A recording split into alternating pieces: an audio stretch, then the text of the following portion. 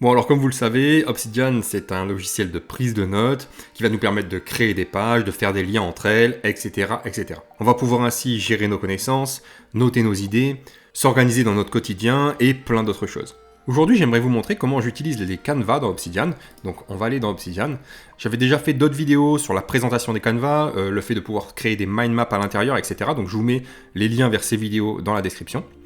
On va aller ici, j'ai créé une page spéciale pour cette vidéo, comme j'aime bien le faire à chaque fois. Donc là, bon, c'est une page, on va dire, classique, avec des tâches à faire, etc., etc. Et on a le lien ici vers les canevas. Enfin, le canevas, en tout cas, mon workflow pour créer des vidéos. Donc pour faire ça, juste avant, j'aimerais juste vous montrer que oui, il vous faut activer les canevas dans Obsidian, donc qui est un module principal.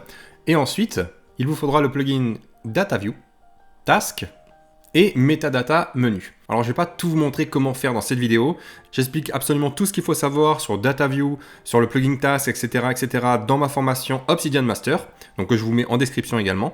Cette vidéo vous montre juste ce qu'il est possible de faire avec Obsidian, parce que souvent on pense que Obsidian c'est simplement un logiciel de prise de notes, ou voilà, de base de connaissances, etc. et qu'il n'est pas possible de gérer des bases de données par exemple, manager ses projets ou autre. Donc comme vous voyez, dans le workflow, on va zoomer un petit peu. Tac. Et on a la liste des idées ici, on a les projets qui sont en attente, les projets annulés, on a également ici les projets en cours avec les différentes priorités, en sachant que ici forcément il n'y a pas de priorité actuellement, on a les tâches importantes des projets qui sont les plus importants, et on a ici les tâches à faire aujourd'hui.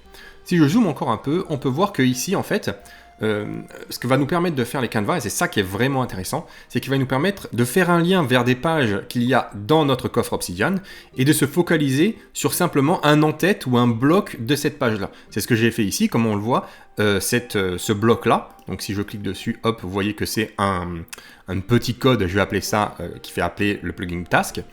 Il vient de la page Home.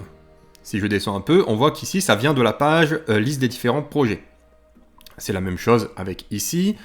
Si on va un petit peu sur le côté, on voit que ici, voilà, ça vient de la page ID, etc., etc. Donc, ce qui est vraiment intéressant avec les canevas, c'est que ça permet d'avoir une vue d'ensemble de plusieurs pages en même temps. Si je vais ici, hop, on va ouvrir la liste des différents projets. Comme vous le voyez, voilà, là, c'est quand même un peu, voilà, on a plein de choses. Bon, c'est un petit peu fouillis, alors que directement ici, on a les projets qui sont mieux agencés, qui sont plus visibles en fait tout simplement, et qui vont pas se retrouver sur une seule page en mode texte classique, vous savez, de haut en bas. Et donc ça permet vraiment d'avoir une vue globale, d'avoir une vue d'ensemble, et en même temps de pouvoir travailler dessus. Alors comment je fais concrètement ? Admettons, donc bon là j'ai ma liste d'idées, mais je peux également en rajouter une.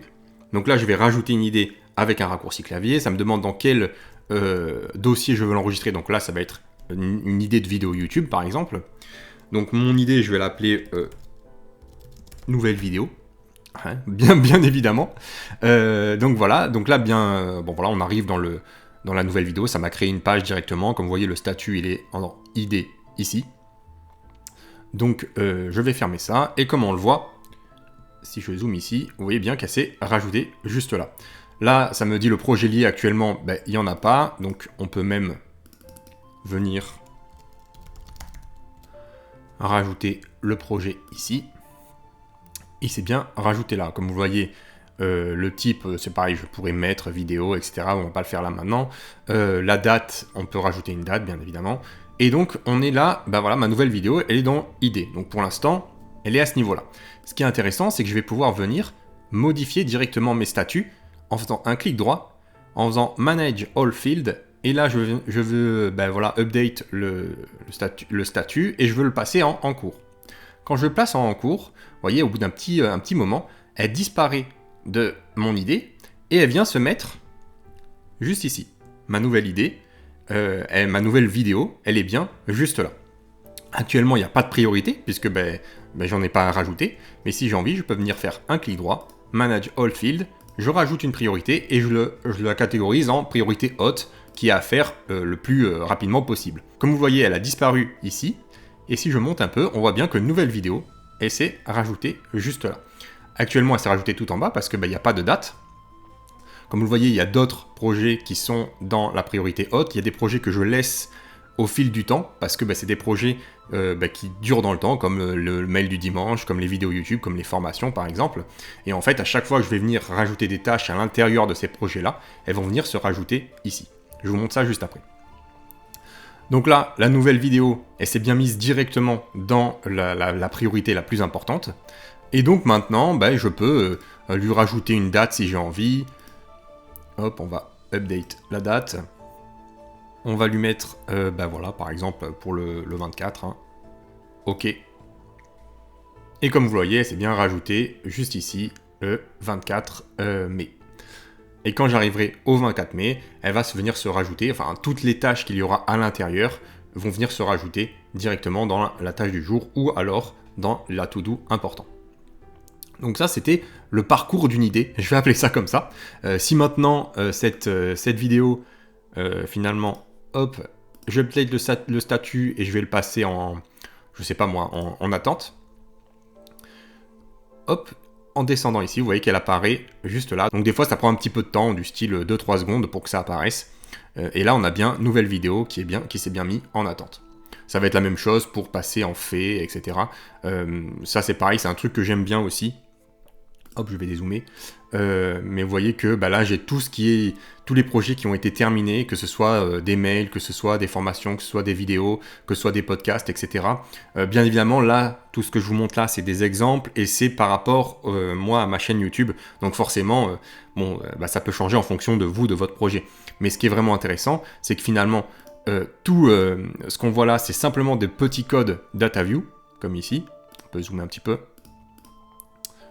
Hop, si tu veux bien le faire apparaître, s'il te plaît. Ah, il faut que je clique à côté, voilà. Donc là, il y a un petit code DataView, c'est la même chose avec le reste. Donc encore une fois, si vous voulez en apprendre plus sur DataView, j'ai une vidéo complète dans ma formation Obsidian Master qui vous explique tous les tenants et tous les aboutissants.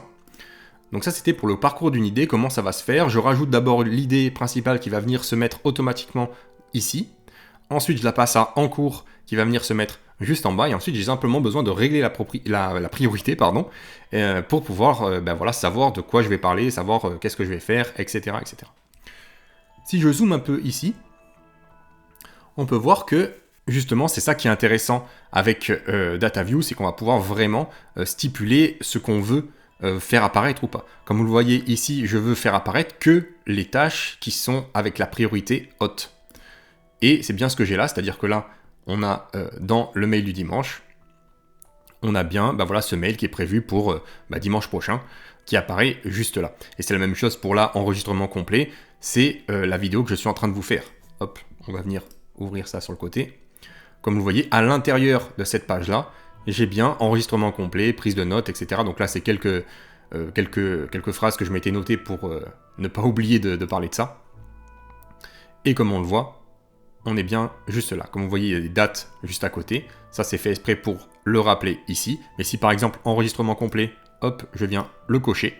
Donc il disparaît des tâches à faire et il disparaît d'ici aussi. Il ne me restera plus que le montage vidéo. Donc c'est bon, j'ai fini la vidéo. Il ne me restera plus que le montage et la publication, etc.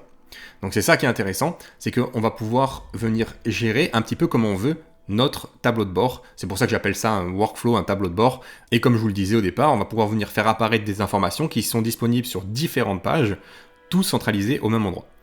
Je voulais aussi vous montrer comment on ajoute une page en particulier. Donc on a ici ajouté une note du coffre. Je viens ici, là je viens rajouter par exemple le mail du dimanche. Donc là, si on regarde, il y a toute la page. D'accord, c'est toute la page du mail du dimanche. Mais moi, je veux avoir que mes idées, par exemple. Donc, je viens faire un clic droit et je viens faire réduire à l'en-tête. Pourquoi ? Parce que, comme on le voit, hop, si je zoome un peu, tac, comme on le voit ici, les en-têtes, ça va être les titres. Donc là, il y a l'objectif, il y a les idées et il y a la liste des mails. Donc moi, je veux avoir que les idées. Donc, je viens faire, hop, un clic droit, réduire à l'en-tête et je choisis l'en-tête idée. Comme vous voyez, le reste a disparu et ça me met seulement les idées des mails. On peut également, si on veut, hop, je viens dézoomer, le refaire. Et cette fois-ci, je viens réduire à l'en-tête liste des mails. Et donc cette fois-ci, j'ai la liste de tous les mails, hop, qui ont été faits. Maintenant, je viens créer un groupe. Donc vous voyez, ce qui est intéressant, c'est que ça se fait vraiment très rapidement. Et donc je vais appeler ça mail du dimanche. On peut lui mettre une couleur, par exemple bleu, je l'ai déjà mis juste au-dessus. On va mettre violet, voilà. Ça se fait très rapidement, et maintenant, ben voilà, on a ces deux projets ici, enfin c'est cette page qui est liée ici. Et c'est la même chose, c'est-à-dire que là, par exemple, hop, je viens zoomer un petit peu ici.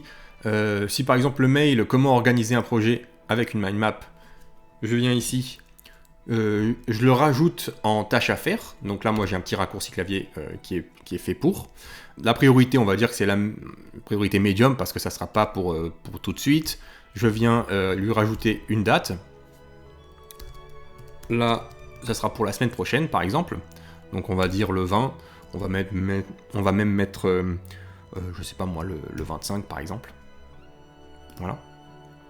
Donc là, j'ai la date qui est rajoutée, et comme cette to-do là, cette tâche à faire là, elle est dans la page mail du dimanche, qui est, comme vous l'avez vu, dans la priorité importante, bah forcément, elle vient venir se rajouter directement ici, automatiquement. Donc là, comment organiser un projet avec une mind map, et j'ai quelques petites notions ici que je me suis mis juste là. C'est exactement la même chose. Donc là, je voulais montrer par rapport au fait de le faire directement dans le workflow, dans le Canva. Mais si maintenant, ben voilà, hop, on va tout supprimer. Clac. Je le repasse en tâche, enfin en tiré normal. Comme vous voyez, il a bien disparu. Voilà, il vient de disparaître. Maintenant, hop, je vais aller dans les mails du dimanche. La même chose. Ici, je viens rajouter une tâche. Je le priorité medium, scheduled, tac, next. On peut même le mettre, vous savez, on peut même le mettre pour today par exemple, clac. Donc là je suis bien dans ma page, et si je reviens dans mon workflow, vous voyez bien qu'elle s'est rajoutée juste ici.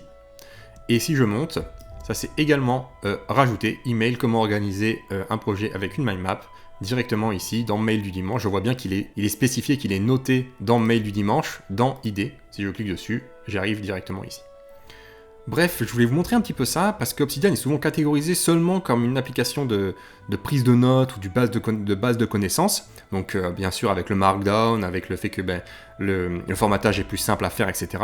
Mais on oublie souvent que grâce au plugin, grâce à des fonctionnalités qui sont ajoutées, on va pouvoir venir faire beaucoup plus de choses avec simplement 3 plugins en plus. On va dire 4 si on parle de QuickAdd qui permet de rajouter comme ça des idées rapidement, enfin des idées, des notes rapidement.